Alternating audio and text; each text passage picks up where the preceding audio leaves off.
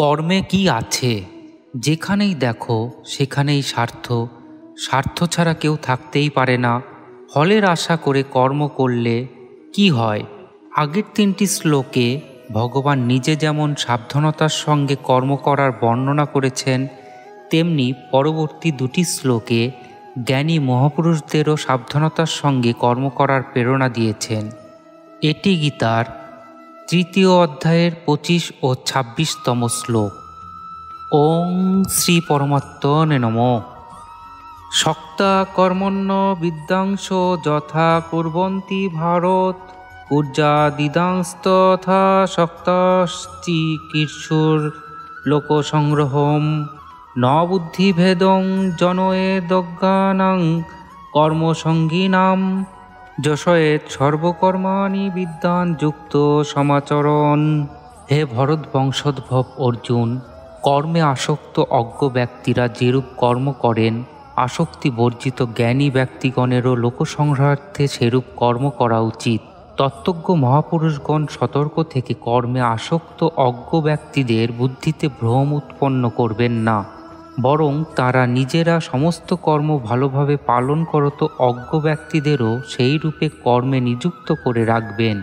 যেসব ব্যক্তির শাস্ত্র পদ্ধতি এবং শাস্ত্রবিহিত শুভকর্মগুলির ওপর সামগ্রিক শ্রদ্ধা আছে এবং শাস্ত্রবিহিত কর্মের ফল অবশ্যই পাওয়া যায়, এই কথার উপর সম্পূর্ণ বিশ্বাস আছে, যারা তত্ত্বজ্ঞও নন বা দুরাচারীও নন, কিন্তু কর্ম, ভোগ এবং পদার্থ সকলে আসক্ত, এই সব মানুষের জন্য এখানে শক্তা, অবিদ্যাংশ ইত্যাদি পদ ব্যবহৃত হয়েছে।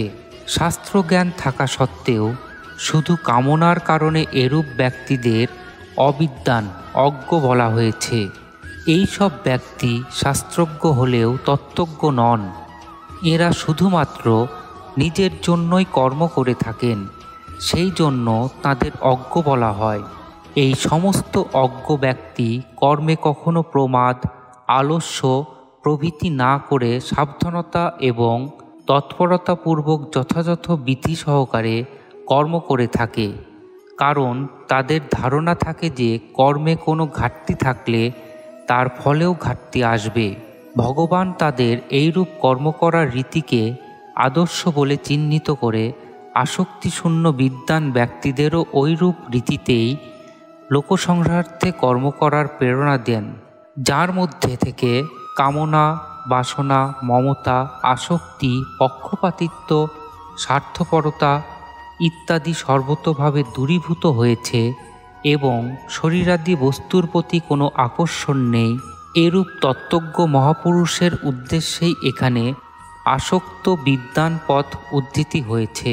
যদিও পরমাত্মতত্ত্ব প্রাপ্ত হলে সাংখ্যযোগী এবং কর্মযোগী দুই এক হয়ে যান, তা সত্ত্বেও সাবধান অবস্থায় উভয়ের সাধন প্রণালীতে পার্থক্য থাকায় সিদ্ধ অবস্থাতেও তাদের লক্ষণ ও স্বভাবে কিছুটা পার্থক্য থেকে যায়। সাংখ্যযোগীর কর্মে বিশেষভাবে সংযম দেখা যায়, কিন্তু কর্মযোগীর কর্মে অত্যন্ত তৎপরতা থাকে, কারণ প্রথমে সাধন অবস্থায় তার কর্ম করার স্বভাব ছিল, যদিও কোনো কোনো স্থানে এর ব্যতিক্রমও দেখা যায়। শ্রেষ্ঠ ব্যক্তিদের অর্থাৎ আসক্তিশূন্য বিদ্বান ব্যক্তিদের সমস্ত আচরণ স্বাভাবিকভাবেই যজ্ঞের জন্য মর্যাদা সুরক্ষিত রাখার জন্য হয়ে থাকে।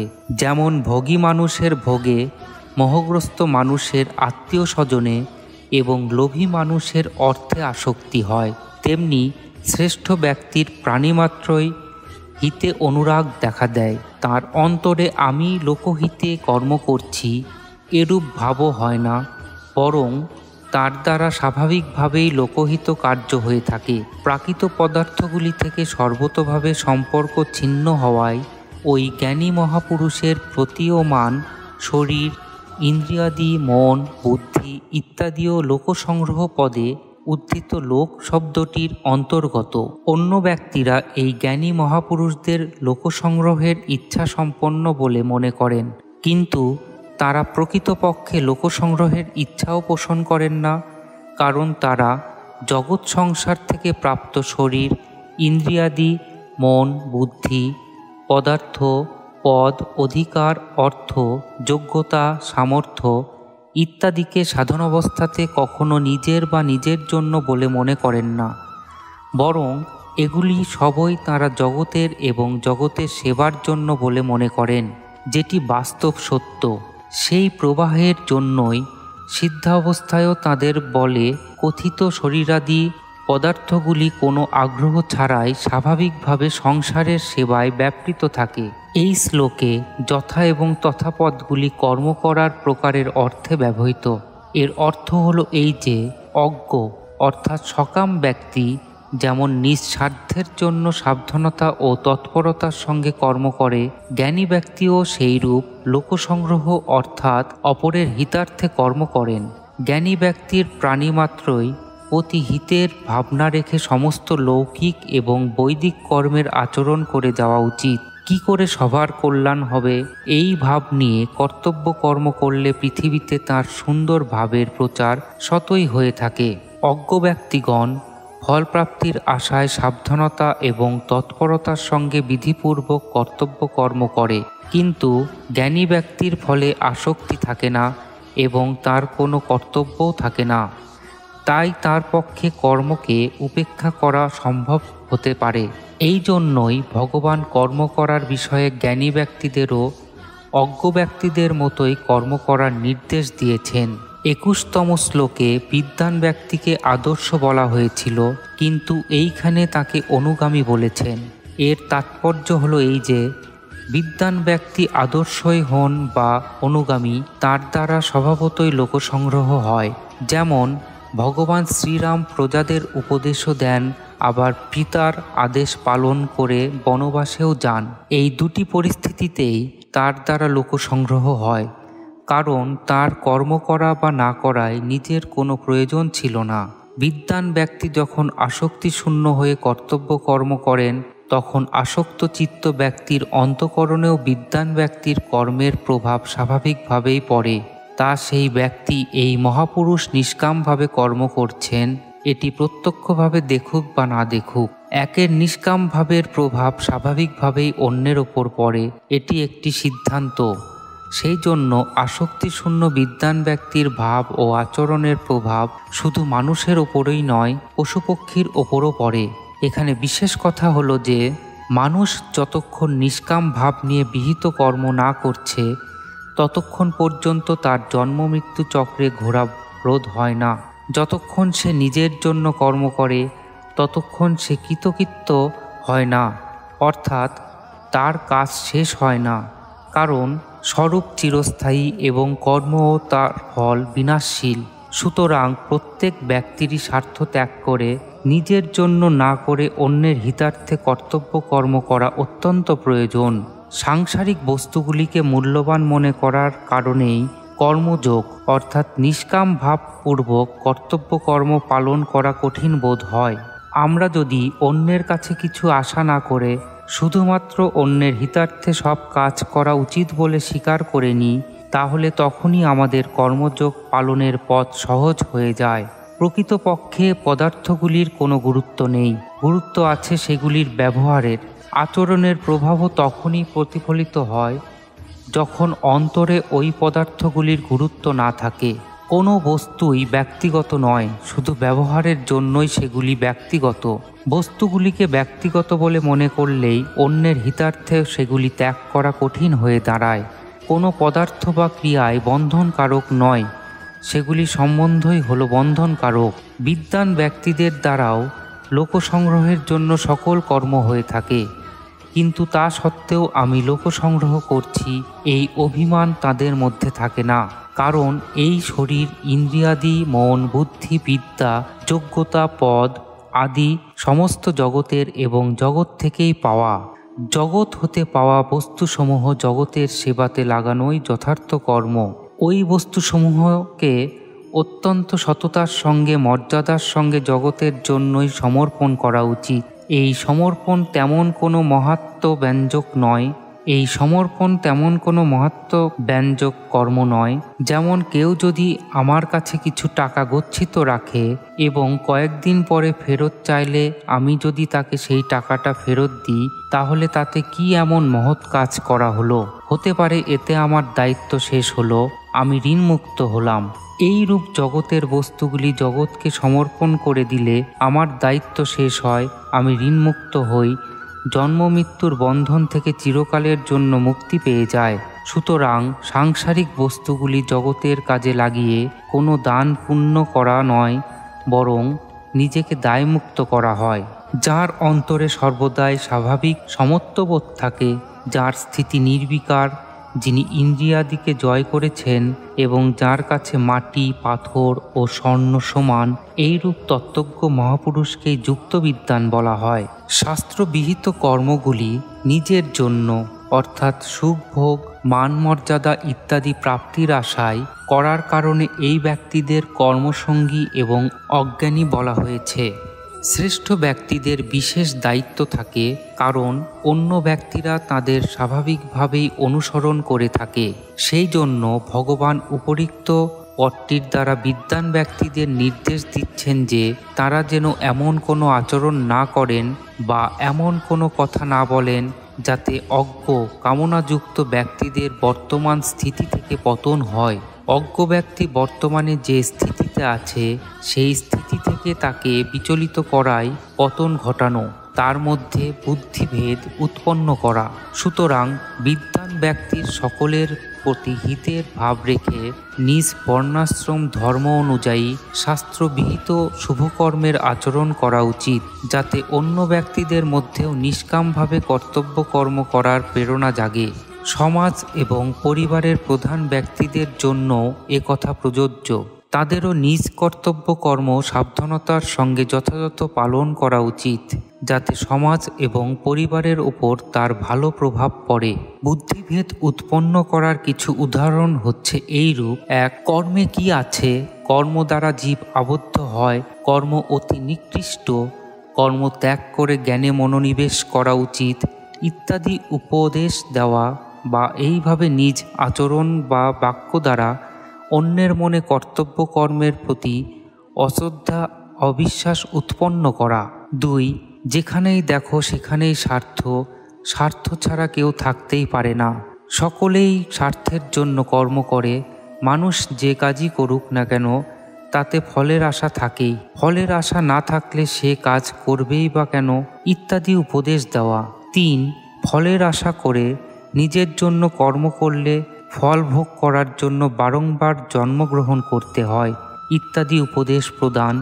এই প্রকার উপদেশের ফলে কামনাশীল ব্যক্তিদের কর্মফলের ওপর বিশ্বাস থাকে না, তার ফলে তাদের ফলের আসক্তি তো দূর হয় না, বরং শুভকর্মগুলি অনিবার্যভাবে পরিত্যক্ত হয়। আসক্তি বন্ধনের কারণ কর্ম নয়। এইভাবে লোকের মনে বুদ্ধিভেদ উৎপন্ন না করে তত্ত্বজ্ঞ ব্যক্তির উচিত হল নিজ বর্ণাশ্রম ধর্ম অনুসারে কর্তব্য কর্ম করা এবং অপরকেও সেইভাবে করতে উদ্দীপ্ত করা। তার উচিত নিজ আচরণ বা বাক্যে অজ্ঞ ব্যক্তিদের বুদ্ধিভ্রম না ঘটিয়ে বর্তমান স্থিতি থেকে তাদের ক্রমশ উচ্চ স্থিতিতে উত্তরিত করা। যে শাস্ত্রবিহিত শুভকর্ম অজ্ঞ ব্যক্তিরা ইদানিং করে থাকে, তারা যেন সেইগুলিকে বিশেষভাবে প্রশংসা করেন এবং তাদের কর্মে যে ভুল ত্রুটি থাকে সেগুলি তাদের অবগত করান, যাতে তারা সেই ত্রুটিগুলি সংশোধনপূর্বক যথাবিধি কর্ম পালন করতে সক্ষম হয়। এছাড়াও জ্ঞানী ব্যক্তির এরূপ উপদেশ দেওয়া উচিত যে যজ্ঞ, দান, পূজা, পাঠ ইত্যাদি শুভকর্ম করা খুবই ভালো, তবে ওইসব কর্মে ফলের আশা করা উচিত নয়, কারণ পাথরের বিনিময়ে হিরে বিক্রি করা বুদ্ধিমানের কাজ নয়। সুতরাং সকাম ভাব পরিত্যাগ করে শুভকর্ম করলে লাভই হয়ে থাকে। এইভাবে সকাম ভাব দ্বারা নিষ্কাম ভাবের দিকে অগ্রসর হওয়া বুদ্ধিভেদ নয়, বরং বাস্তবিকতা। অনুরূপভাবে উপাসনার ব্যাপারেও তত্ত্বজ্ঞ ব্যক্তির বুদ্ধিভেদ উৎপন্ন করা উচিত নয়। যেমন লোকে প্রায়শই বলে থাকে যে নাম জপের সময় ভগবানে মন না রাখলে নাম জপ ব্যর্থ হয়, কিন্তু তত্ত্বজ্ঞ ব্যক্তির এই কথা না বলে বলা উচিত যে নাম জপ কখনো ব্যর্থ হতে পারে না, কারণ ভগবানের প্রতি কিছু না কিছু ভাব থাকলেই নাম জপ সম্ভব হয়। ভাব না থাকলে নাম জপে প্রবৃত্তি হয় না। সুতরাং কোনো অবস্থাতেই নাম জপ পরিত্যাগ করা উচিত নয়। এই যে বলা হয়েছে যে মনুবা তো চহু দিশি ফিরোই অহ তো সুমিরন নাহি, এরও অর্থ হলো এই যে মন না লাগলে এটি স্মরণ নয়, কিন্তু জপ তো বটেই। অবশ্য মনোনিবেশ পূর্বক ধ্যান ও নাম জপ করলে খুব তাড়াতাড়ি লাভ হয়। কোনো ব্যক্তি সর্বতোভাবে গুণরহিত হয় না, কিছু না কিছু গুণ তার মধ্যে থাকেই। তাই তত্ত্বজ্ঞ মহাপুরুষের কোনো ব্যক্তিকে তার উন্নতির জন্য কোনো শিক্ষা দিতে হলে বা কিছু বোঝাতে গেলে তাকে নিন্দা বা অপমান না করে তার গুণের প্রশংসা করা উচিত। গুণের প্রশংসা করে স্নেহের সঙ্গে তাকে যে শিক্ষা দেওয়া হয় তার উপর সেই শিক্ষার প্রভাব বিশেষভাবে পড়ে। সমাজ ও পরিবারের প্রধান ব্যক্তিদেরও এই রীতিতে অন্যকে শিক্ষা দান করা উচিত। সমাচরণ এবং যশোয়েত পদ্ধতির দ্বারা ভগবান বিদ্বানদের দুটি নির্দেশ দিয়েছেন। এক, নিজে সাবধানতা সহকারে শাস্ত্রবিহিত কর্মগুলি ভালোভাবে করা, এবং দুই, কর্মে আসক্ত অজ্ঞ ব্যক্তিদেরও ওইভাবে কর্ম করানো। অপরকে দেখিয়ে যে কর্ম করা হয় তাকে বলে দম্ভ, যা পতনকারী, আসুরি সম্পদের লক্ষণ। সুতরাং লোক দেখানোর জন্য নয়, বরং লোক সংগ্রহের উদ্দেশ্যেই কর্তব্য কর্ম করার নির্দেশ ভগবান দিয়েছেন। কর্ম করাতে নিজের কোনো প্রয়োজন না থাকলেও তত্ত্বজ্ঞ ব্যক্তির উচিত সমস্ত কর্তব্য কর্ম সুচারুরূপে পালন করা, যাতে কর্মে আসক্ত ব্যক্তির নিষ্কাম কর্মের প্রতি মহৎ বুদ্ধি জাগ্রত হয় এবং তারাও নিষ্কামভাবে কর্ম করতে প্রেরণা লাভ করে। এর তাৎপর্য হলো যাতে ওই মহাপুরুষের আসক্তিশূন্য ব্যবহার দেখে অন্যান্য ব্যক্তিগণও ওইরূপ ব্যবহার করতে চেষ্টা করেন। এই রূপে জ্ঞানী ব্যক্তিদের উচিত তারা যেন কর্মে আসক্ত ব্যক্তিদের সশ্রদ্ধভাবে বুঝিয়ে তাদের নিষিদ্ধ কর্মগুলি সর্বতোভাবে পরিত্যাগ করান এবং বিহিত কর্মে সকাম ভাব ত্যাগ করার প্রেরণা দেন। পরিশিষ্ট ভাব হলো যে তত্ত্বজ্ঞ মহাপুরুষ এবং ভগবান উভয়েরই কোনো কর্তৃত্বাভিমান থাকে না। সুতরাং তারা লোকসংগ্রহের জন্যই কর্তব্য কর্ম করে থাকেন, নিজেদের জন্য নয়। সাধকদেরও নিজেদের জন্য কিছু করা উচিত নয়, কেননা স্বরূপে কোনো কর্তৃত্ব নেই। সাধারণ লোকেদের উন্মার্গ বিপদ থেকে সরিয়ে সমগ্রে অর্থাৎ সৎ পথে নিয়ে আসাকেই বলা হয় লোকসংগ্রহ। লোকসংগ্রহের উপায় হল শাস্ত্রানুযায়ী আচরণ করা এবং অন্তরে সাধক এমন ভাব পোষণ করবেন যে আমি সাধক, আমার নিজের জন্য কিছুই করার নেই। তিনি লোকেদের মধ্যে একথা প্রচার করবেন না যে আমি নিজের জন্য কিছু করি না। হরি ওং তৎসৎ।